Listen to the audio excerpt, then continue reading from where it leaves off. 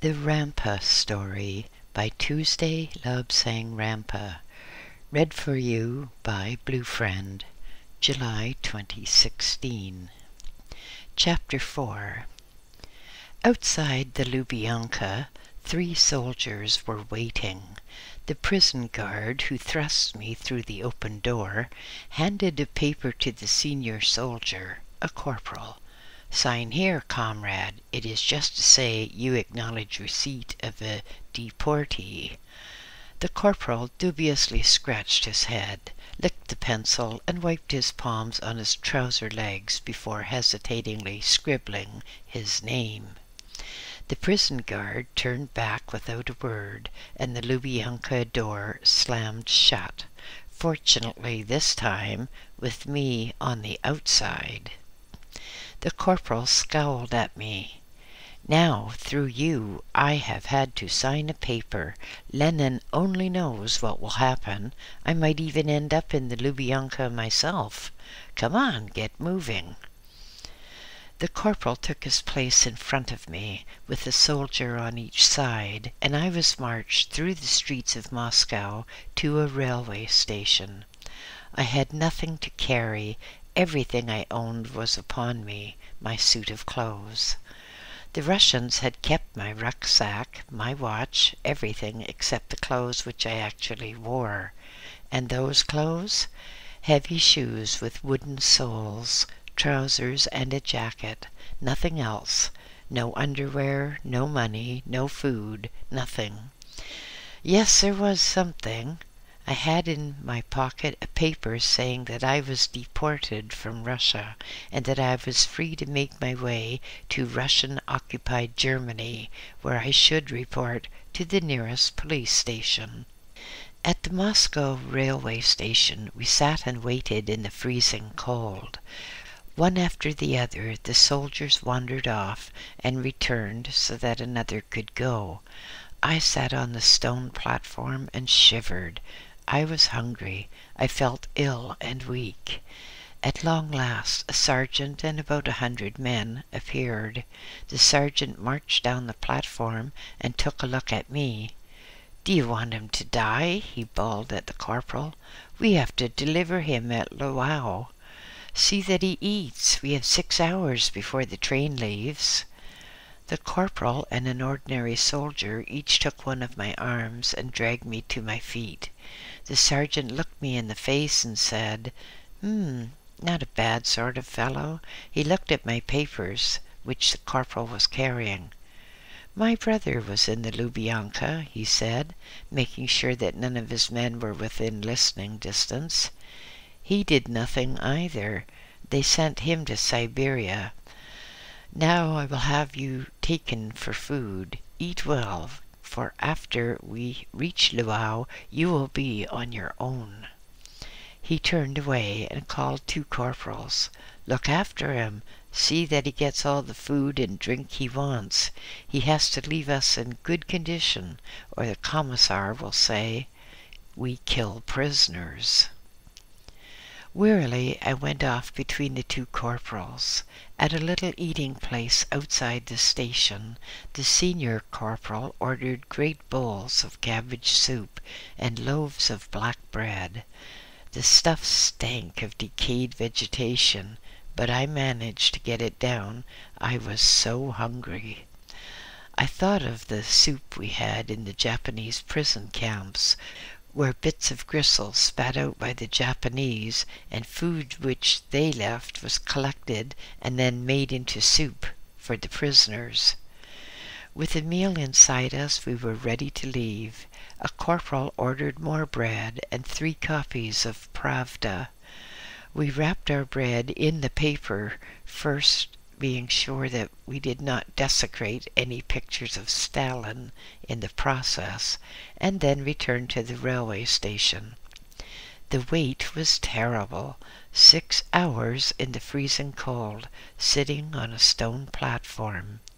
Eventually we were all herded into a weary old train and set off for Kiev. That night I slept propped up between 2 snoring Russian soldiers. There was not room for any of us to lie down. we were jammed in very tightly. The hard wooden seats were uncomfortable, and I wished that I could sit on the floor. The train jolted on, coming to a creaky halt, so it seemed, every time I had just managed to go to sleep. Very late the following night, after a painful journey of some 480 miles or so, we drew into a second-rate station at Kiev. There was much bustling, much shouting, and we all marched off to the local barracks for the night. I was shoved into a cell, and after many hours I was awakened from my sleep by the entry of a commissar and his assistant. They asked me questions, endless questions, and after perhaps 2.5 hours, they went out again. For some time I tossed and turned, trying to get to sleep. Violent hands smacked my face, shouting, wake up, are you dead? Here is food. Hurry, you have only minutes before you leave." Food? More cabbage soup, more sour black bread, and water to drink. I gulped the stuff down, afraid that I should have to go before I had finished my miserable meal. Gulped it down and waited. Waited hours. Late that afternoon, 2 military policemen entered, questioned me all over again, took my fingerprints once more, and then said, "We are late. There is no time for you to have a meal now. You may be able to get something at the railway station."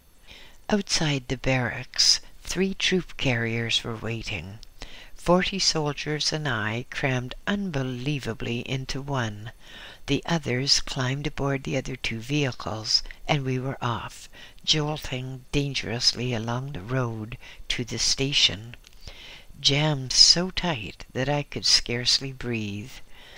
The driver of our troop carrier seemed to be mad, far outstripping the other 2 cars.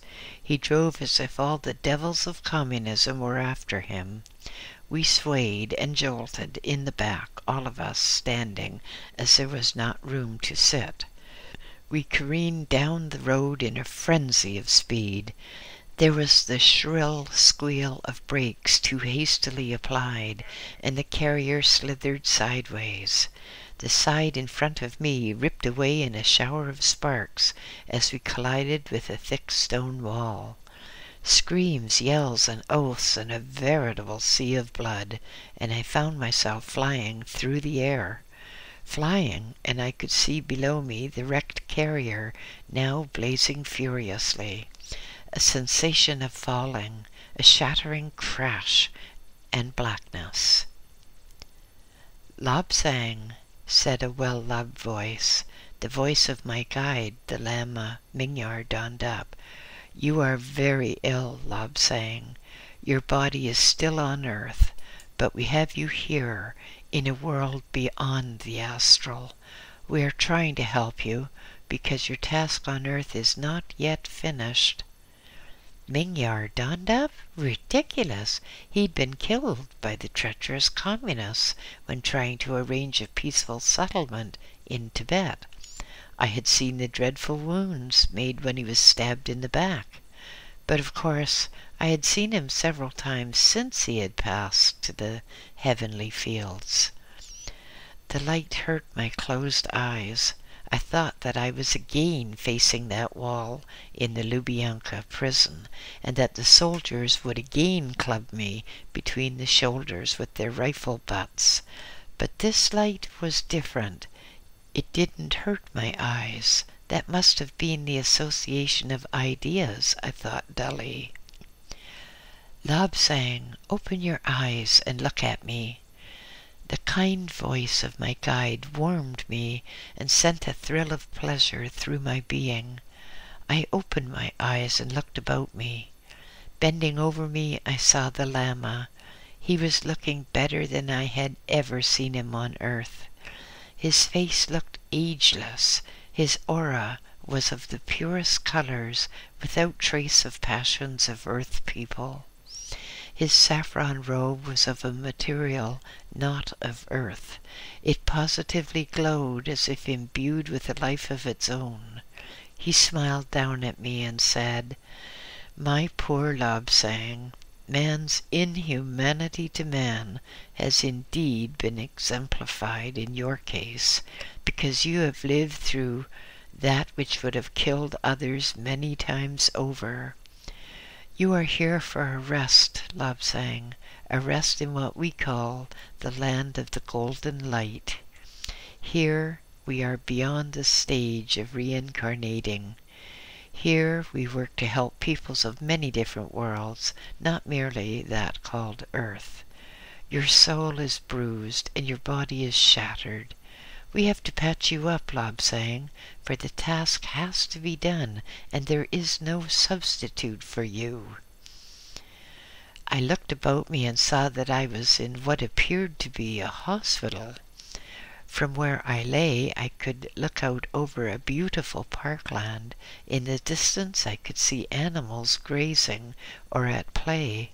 There seemed to be deer and lions and all those animals that could not live together in peace on earth, but here were friends who gambled as members of one family.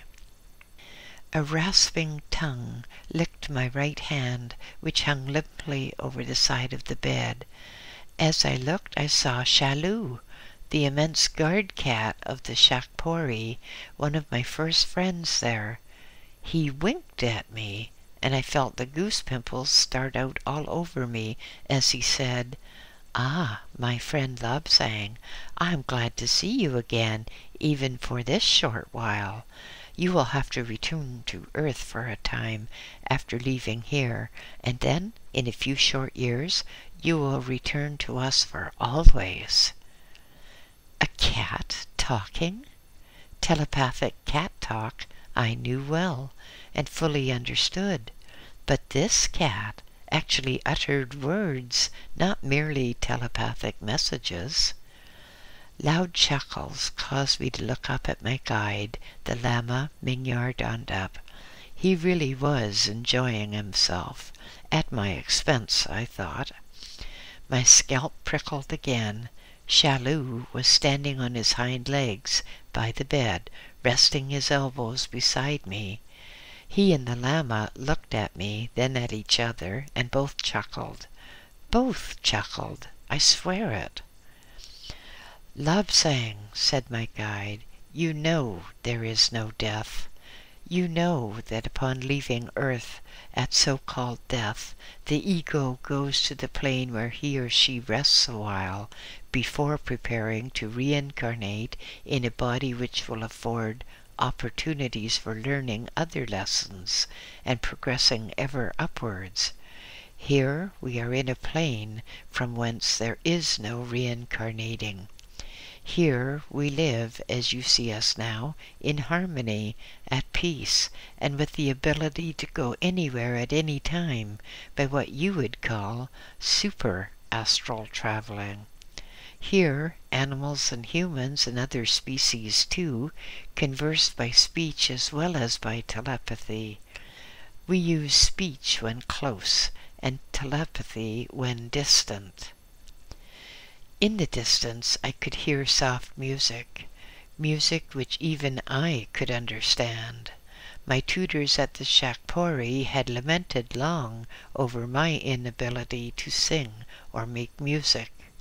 Their hearts would have been gladdened, I thought, if they could have seen how I enjoyed this music. Across the luminous sky colors flitted and wavered as if accompanying the music.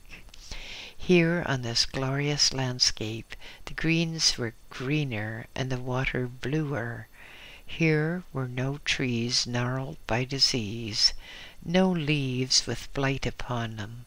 Here was only perfection. Perfection? Then what was I doing here? I was painfully far from perfect, as I well knew. "You have fought the good fight," Lobsang, "and you are here for a holiday and to be encouraged by right of attainment." My guide smiled benevolently as he spoke. I lay back, then darted up in fright. My body? Where is my earth body? Rest, Lobsang, rest. Rest, and we will show you much when your strength is greater. Slowly the light in the room faded from golden to a restful purplish haze. I felt a cool, strong hand placed upon my forehead, and a soft, furry paw rested in the palm of my right hand, and I knew no more. I dreamed that I was again upon earth. I gazed down, emotionless, while Russian soldiers raked through the ruined troop carrier, pulling out burned bodies and bits of bodies. I saw a man look up and point. Heads turned upwards in answers to his gesture, and I looked as well. There was my broken body, teetering across the top of a high wall. Blood was running from the mouth and nostrils. I watched while my body was removed from the wall and placed in an ambulance. As the car drove off to a hospital, I hovered above and saw all. My silver cord was intact, I observed. It glistened like blue morning mists in the valley. Russian orderlies pulled out the stretcher, not being particularly careful. Joltingly, they carried it into an operating theater and rolled my body onto a table. Nurses cut off my blood-stained clothes and dropped them in a refuse bin. An X-ray unit took photographs, and I saw that I had 3 broken ribs. One had perforated my left lung. My left arm was broken in 2 places, and my left leg was broken again at the knee and at the ankle. The broken end of a soldier's bayonet had penetrated my left shoulder, narrowly missing a vital artery. The women surgeons sighed noisily, wondering where to start. I seemed to float over the operating table, watching, wondering if their skill would be great enough to patch me up. A gentle tugging upon my silver cord, and I found myself floating up through the ceiling, seeing in my passing patients in their beds in wards above. I drifted up and away, out into space, out among the limitless stars, beyond the astral, through etheric plane after plane, until I reached again the land of the golden light. I started, trying to peer through the purple mist. "He has returned," a gentle voice said, and the mists receded, giving way to the glorious light again. My guide, the Lama Mingyar Dandap, stood beside me, looking down. Shalu was lying on the bed beside me, gently purring. 2 other high personages were in the room. When I saw them, they were looking out the window, watching the people strolling many feet below. At my gasp of surprise, they turned and smiled upon me. "You have been so very ill," said one. "We feared that your body would not endure." The other, whom I knew well, in spite of the exalted position he had had on earth, took my hand between his. "You have suffered too much, Lobsang. The world has been cruel to you. We have discussed this and feel that you may like to withdraw. There would be very much more suffering for you if you continued. You can abandon your body now and remain here through eternity. Would you prefer it so?" My heart leaped within me. Peace after all my sufferings which, but for my hard and special training, would have ended my life years ago. Special training, yes, for what? So that I could see the aura of people, so that I could influence thought in the direction of auric research. And if I gave up, who would continue that task? The world has been too cruel to you. No blame will attach to you if you give up. I must think carefully here, no blame from others, but throughout eternity I would have to live with my conscience. What was life? Just a few years of misery, a few more years of hardship, suffering, misunderstanding. Then, provided I had done all I could, my conscience would be at peace for eternity. "Honored sir," I replied, "you have given me my choice. I will serve as long as my body will hold together. It is very shaky at this moment," I added. Happy smiles of approval broke out among the assembled men.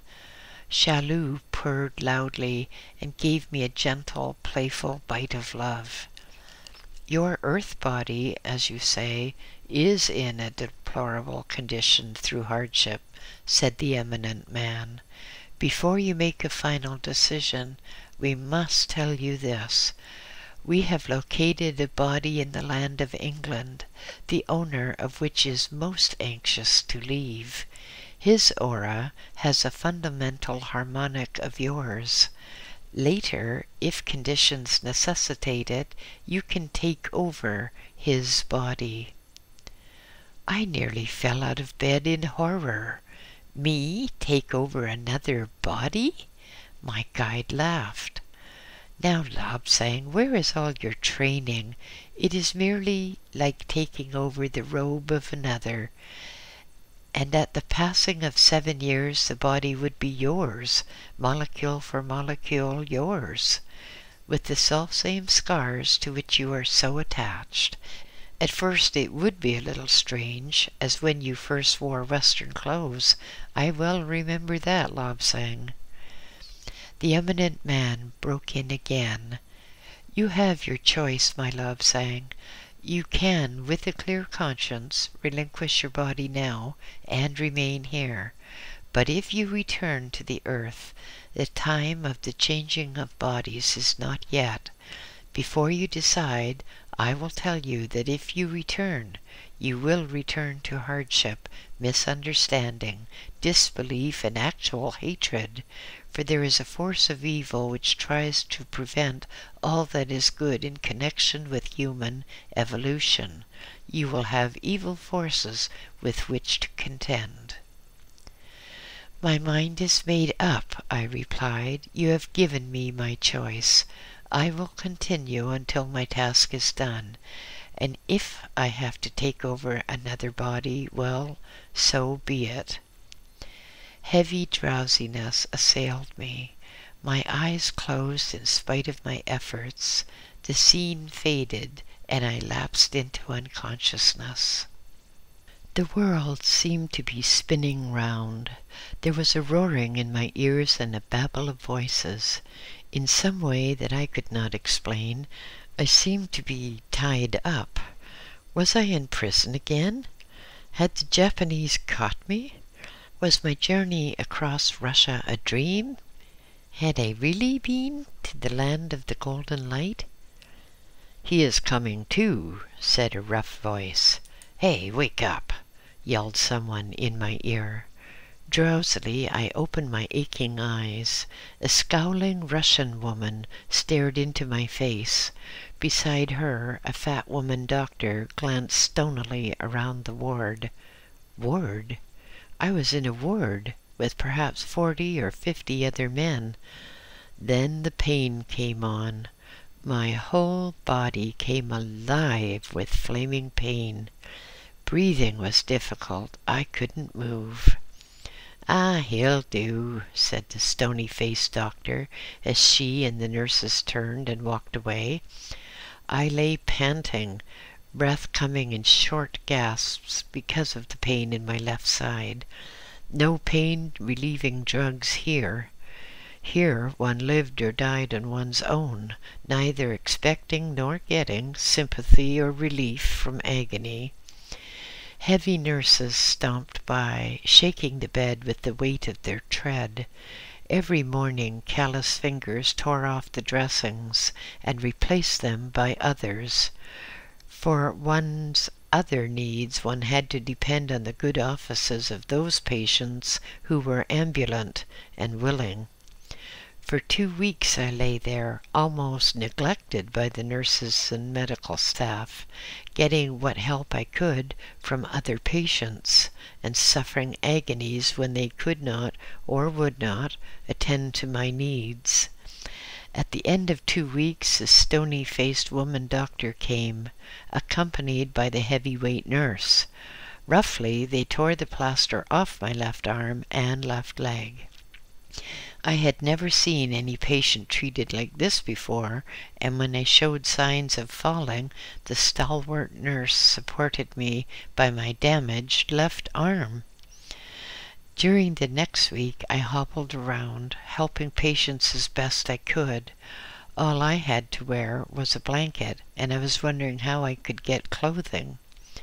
On the 22nd day of my stay in the hospital, 2 policemen came to the ward.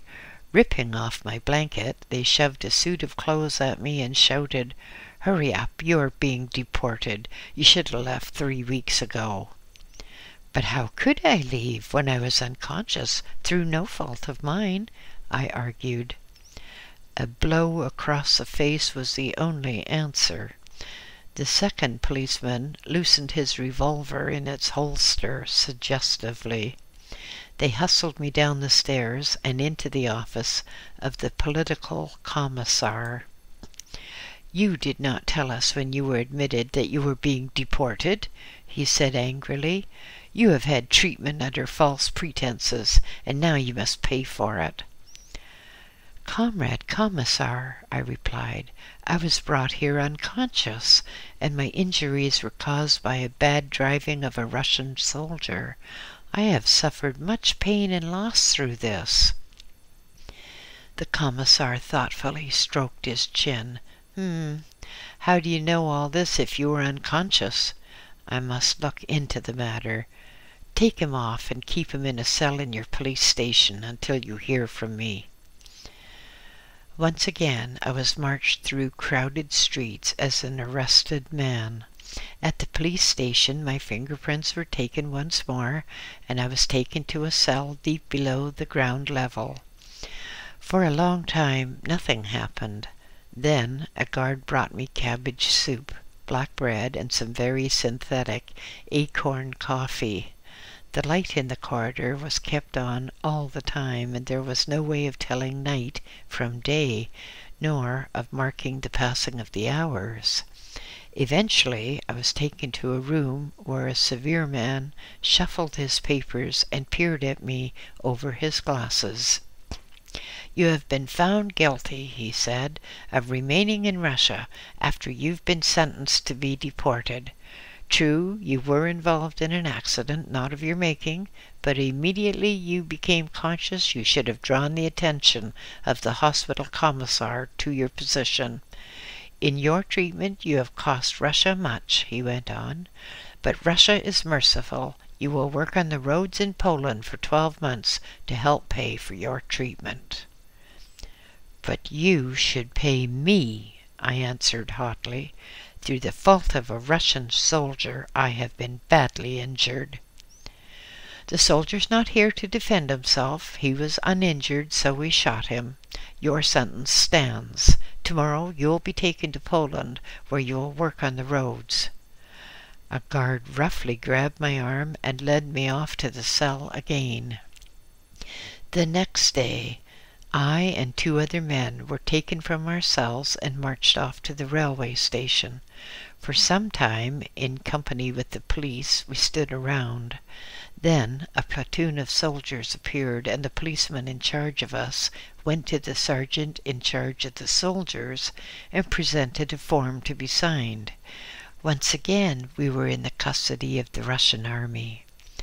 Another long wait, and at long last we were marched off to a train that would eventually take us to Luau in Poland. Luau was a drab place. The countryside was dotted with oil wells, and roads were terrible because of the heavy war traffic. Men and women worked on the roads, breaking stones, filling in holes, and trying to keep body and soul together on a starvation diet. The two men who had traveled from Kiev with me were very dissimilar.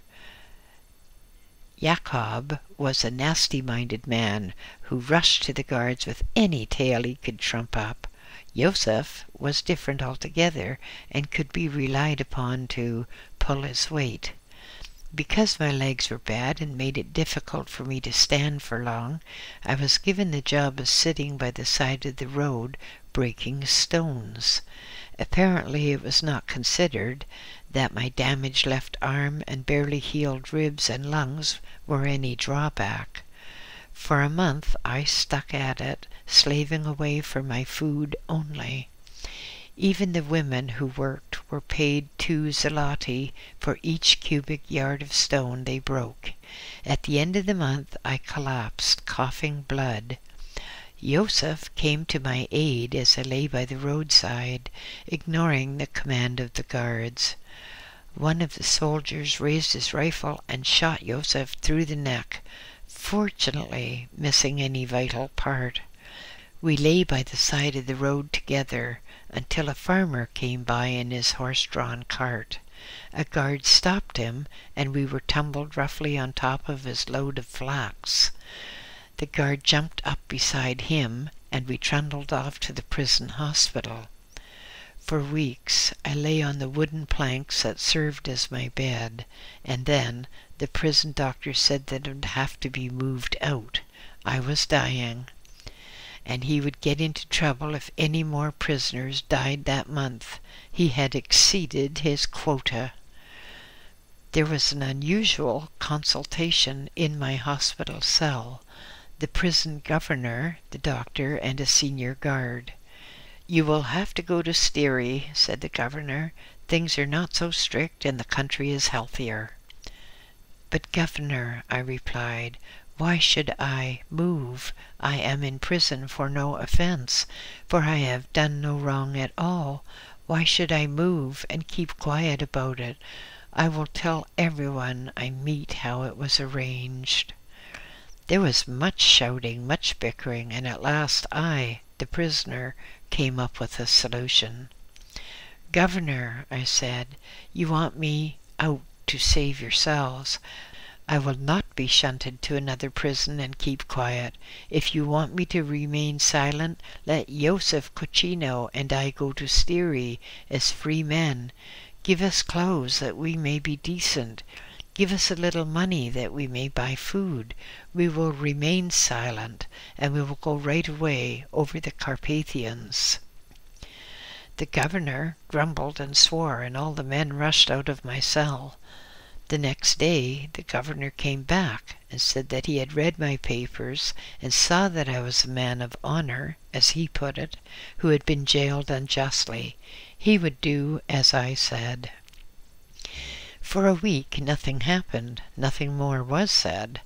At 3 o'clock in the morning on the 8th day, a guard came into my cell, roughly awakened me, and told me I was wanted at the office.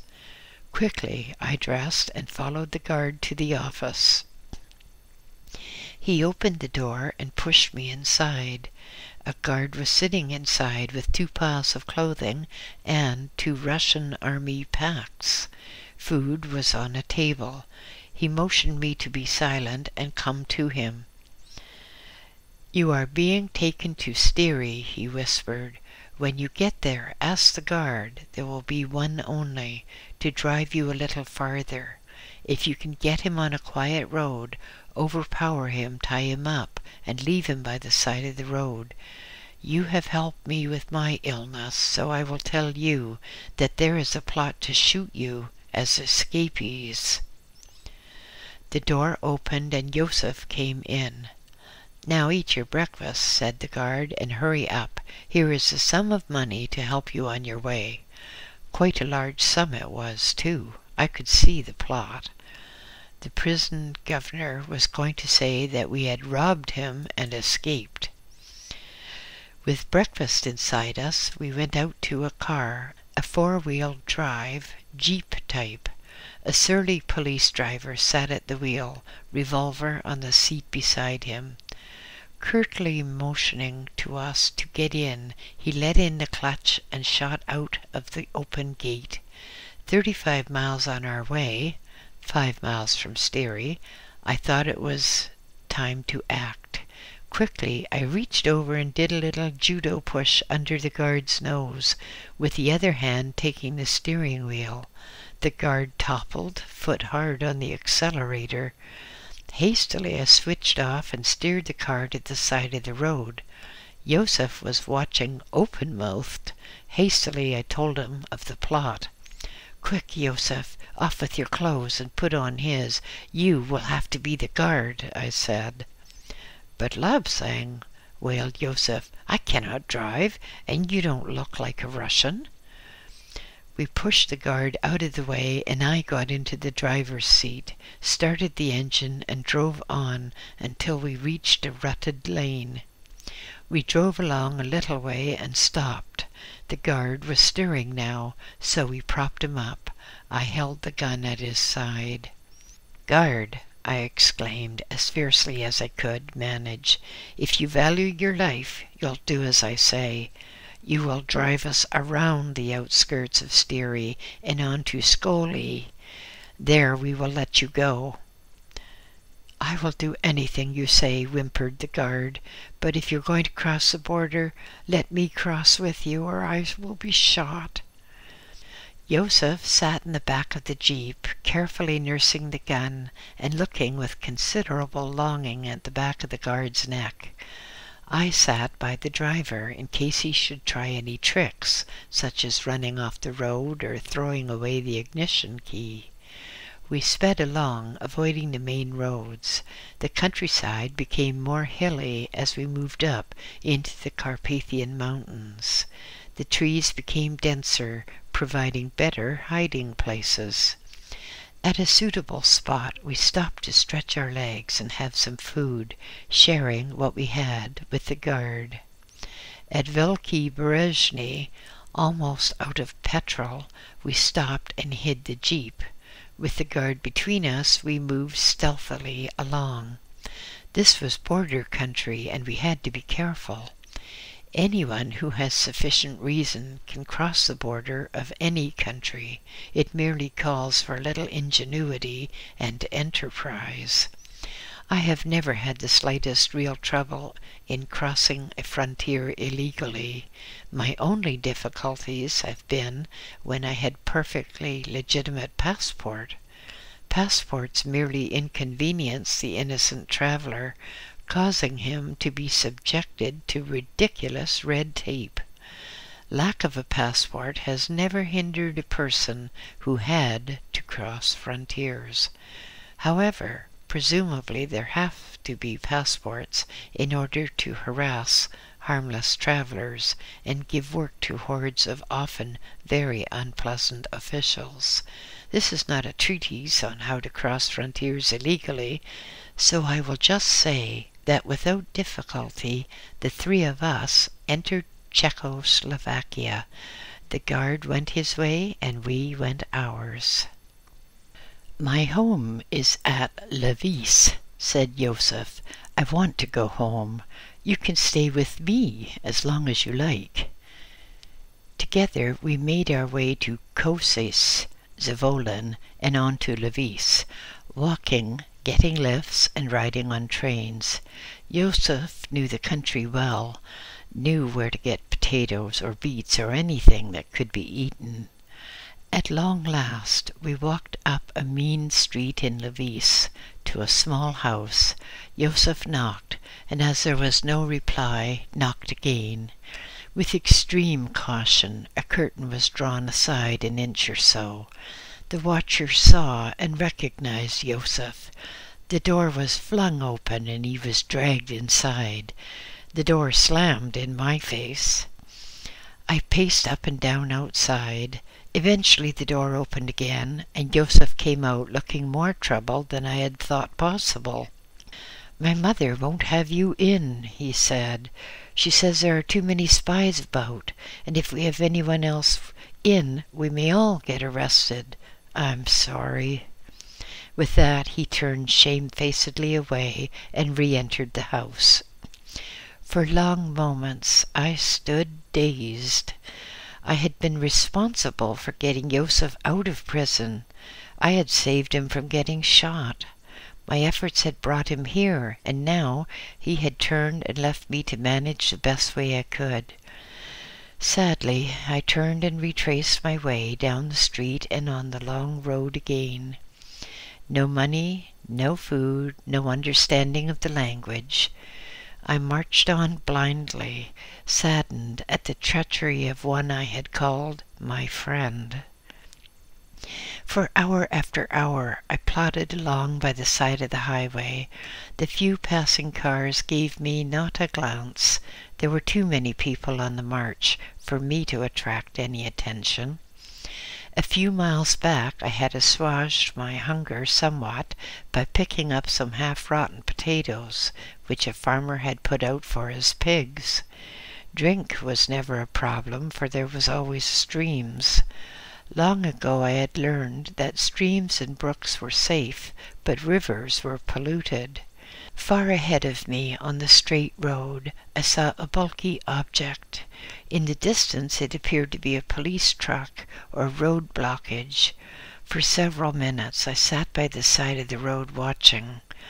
There was no sign of police or soldiers, so I resumed my journey, being very cautious about it.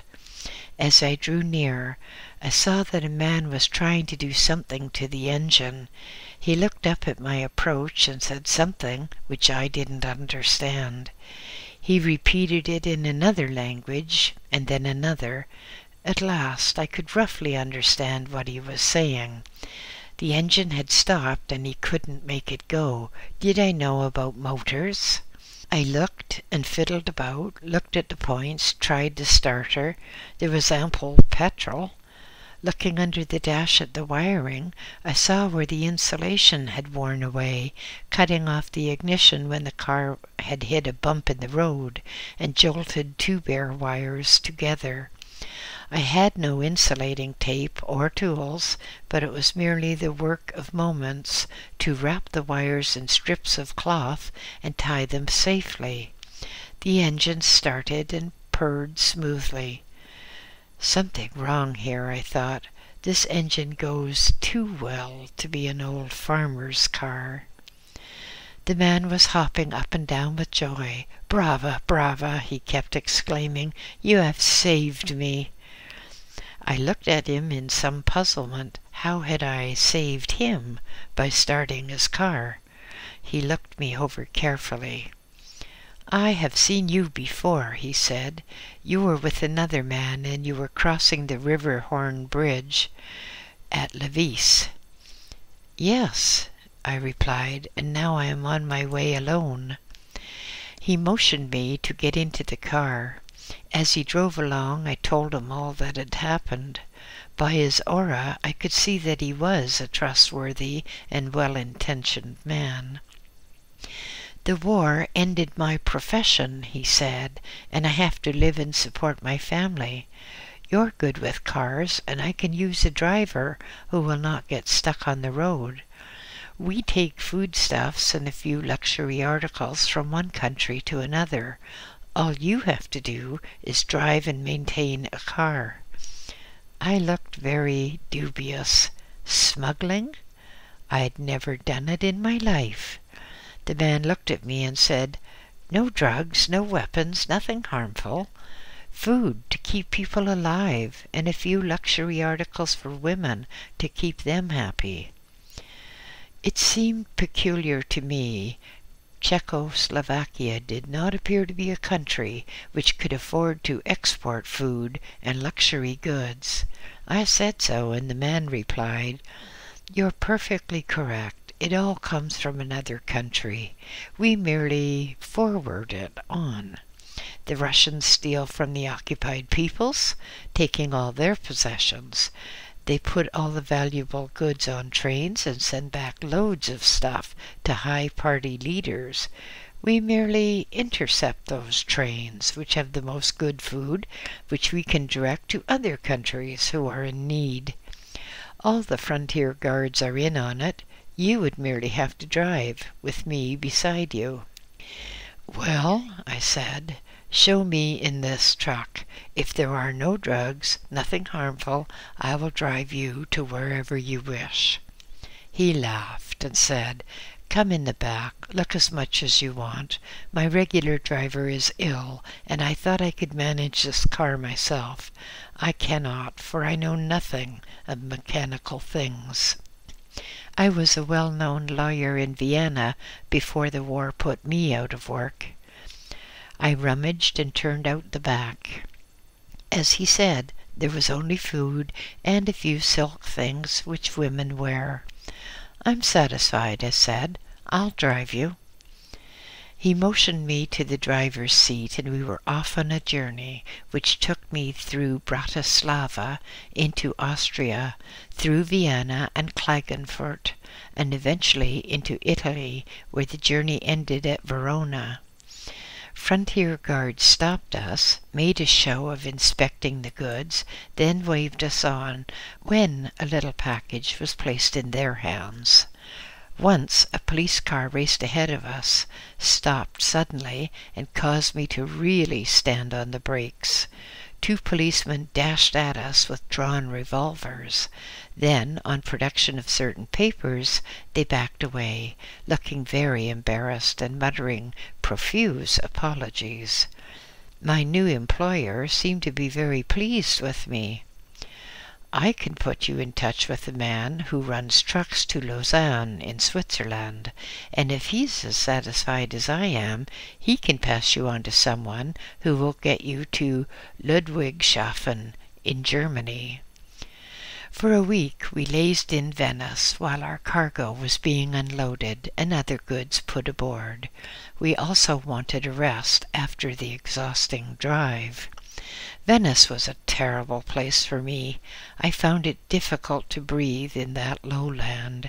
It appeared to me that the place was merely an open sewer. From Venice, in a very different truck, we went on to Padua, Vicenza, and Verona. Among all the officials, we were treated as public benefactors, and I wondered who my employer really was. From his aura, and the aura cannot lie, it was obvious that he was a good man. I made no inquiries, as I was not really interested. All I wanted was to get going, to get on with my own task in life. As I knew, my task could not start until I could settle down, free from all this jumping from country to country. My employer walked into my room in the Verona hotel. "I have a man I want you to meet. He is coming here this afternoon." "Ah, Lobsang, you would do better if you shaved off your beard. Americans seem to dislike beards, and this man is an American who reconditions trucks and cars and moves them from country to country. How about it?" "Sir," I replied, "if the Americans or anyone else dislikes my beard, they will have to go on disliking. My jawbones were shattered by Japanese boots, and I wear a beard to disguise my injuries." My employer talked with me for quite a time, and before we parted, he gave me a very satisfactory sum of money, saying that I had kept my part of the bargain, and he would keep his. The American was a flashy individual, rolling a cigar between his thick lips. His teeth were liberally studded with gold fillings, and his clothes really dazzled with their gaudiness. Dancing attendance upon him was a very artificially blonde woman, whose clothing scarcely concealed those portions of her anatomy which Western convention decreed should be covered. "Say," she squealed as she looked at me, "isn't he cute? Isn't he a doll?" "Aw, shut it, baby," said the man who provided her income. "Scram, go take a walk. We got business." With a pout and a jiggle that shook everything dangerously and placed a heavy strain on flimsy fabric, Baby flounced out of the room in search of drinks. "We gotta get a swell Mercedes out," said the American. "No sale for it here. It will fetch plenty of money in another country. It used to belong to one of Musso's big shots. We liberated it and painted it over. I got a dandy contact in Karlsruhe, in Germany, if I can get it there. A stand to make a packet." "Why don't you drive it yourself?" I asked. "I do not know Switzerland or Germany." "Gee, me drive it? I've done it too often. All the frontier guards know me." "Ah, so you want me to get caught," I replied. "I have come too far, too dangerously, to get stopped now. No, I don't want this job."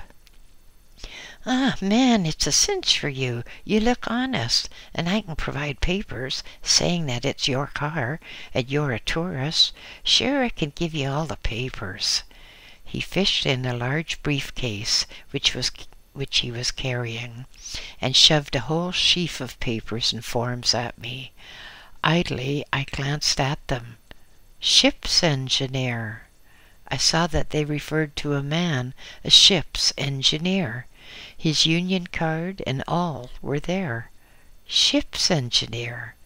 If I could get those papers, I could get aboard a ship. I'd studied engineering as well as medicine and surgery in Chungking. I had a Bachelor of Science in engineering. I was a fully qualified pilot. My mind raced on. "Well, I'm not keen on it," I said. "Too risky. These papers don't have my photograph on them. How do I know that the real owner won't turn up at the wrong moment?" "The guy is dead and buried. He got drunk and he was driving a Fiat at speed. Guess he fell asleep. Anyhow, he spattered himself along the side of a concrete bridge. We heard about him and picked up his papers." "And if I agree, what will you pay me? And can I keep these papers? They would help me across the Atlantic." "Sure, bud, sure. I'll give you $250 and all expenses, and you keep all the papers. We'll get your photograph put on them instead of his. I got contacts. I fix it real good." "Very well," I replied. "I'll drive the car to Karlsruhe for you." "Take the girl along with you. She'll be company. It'll get her out of my hair. I got a fresh one lined up." For some moments I looked at him in a daze. He evidently mistook my expression. "Ah, sure, she's game for anything. You'll have plenty of fun." "No," I exclaimed. "I will not take that woman with me. I would not stay in the same car with her. If you distrust me, let's call it off. Or you can send a man or two men, but no woman." He leaned back in his chair and roared, opening his mouth wide. The display of gold reminded me of the golden objects on display in the temples of Tibet. His cigar fell to the floor and became extinguished in a shower of sparks. "That dame," he said when he could finally speak, "she cost me $500 a week. I offered to give her to you for the trip and you refuse. Well, ain't that something?" 2 days later the papers were ready. My photograph had been fixed on, and friendly officials had carefully examined the papers and covered them with official seals as necessary. The great Mercedes was gleaming in the Italian sunlight. I checked, as always, the fuel, oil, and water, got in and started the engine. As I drove off, the American gave me a friendly wave.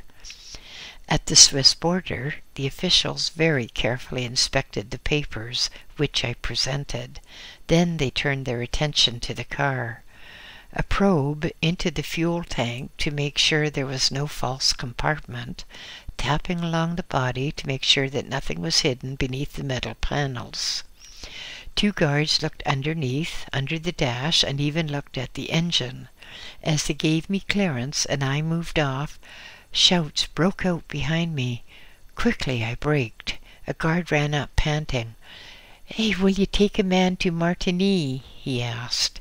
"He's in rather a hurry and has to go on a matter of some urgency." "Yes," I replied, "I'll take him if he's ready now." The guard beckoned, and a man hurried out of the frontier offices. Bowing to me, he got into the car and sat beside me. By his aura, I saw that he was an official and was suspicious. Apparently, he was wondering why I should be driving alone with no woman friends.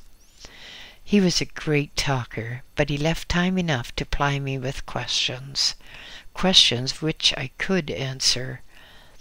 "No women, sir?" he said. "But how unusual. Perhaps you have other interests?"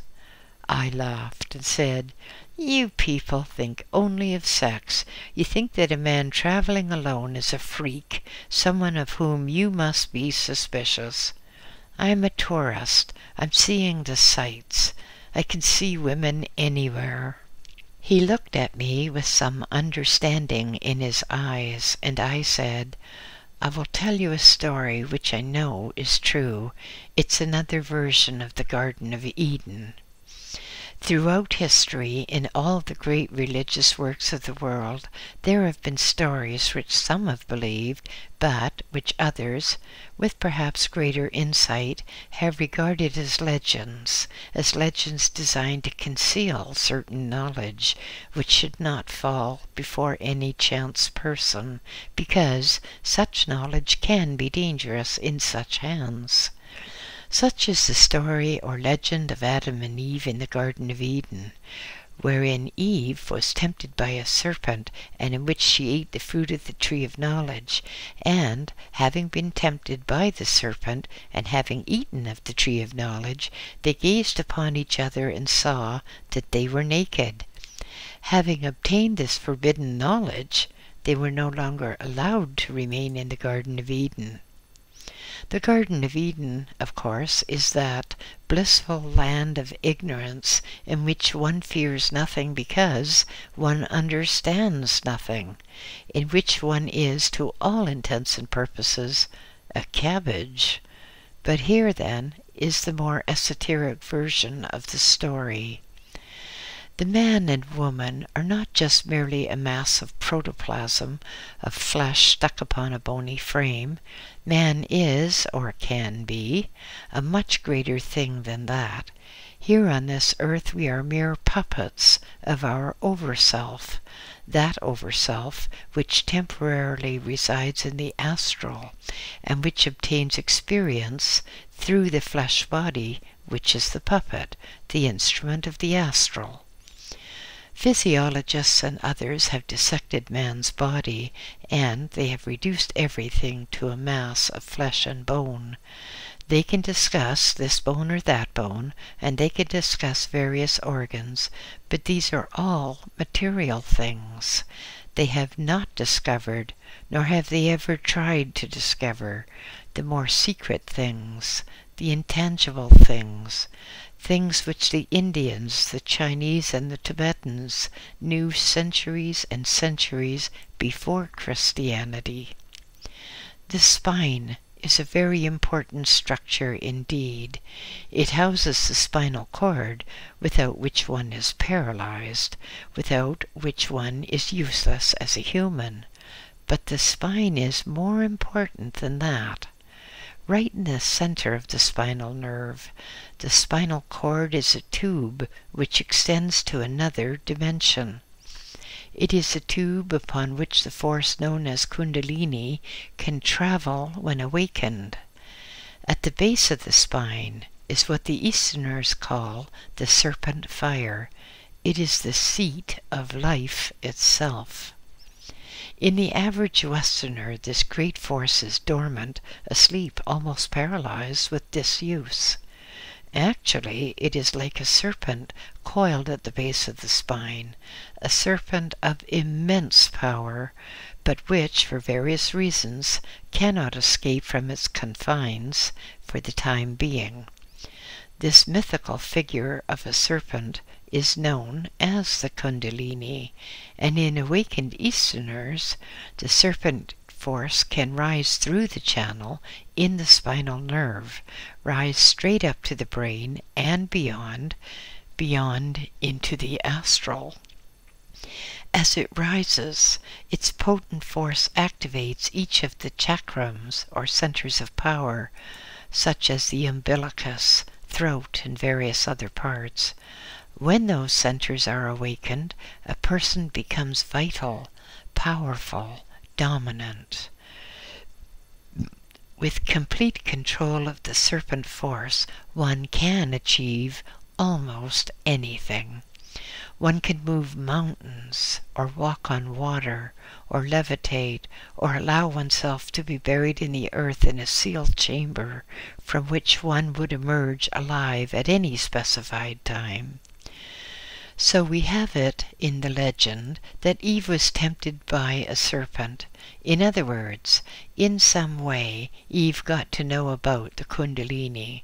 She was able to release the serpent power coiled at the base of her spine, and that rose up and surged through the spinal column and awakened her brain and gave her knowledge. Thus, in the story, it can be said that she ate of the tree of knowledge, or of the fruit thereof. She had this knowledge, and with it she could see the aura, the force around the human body.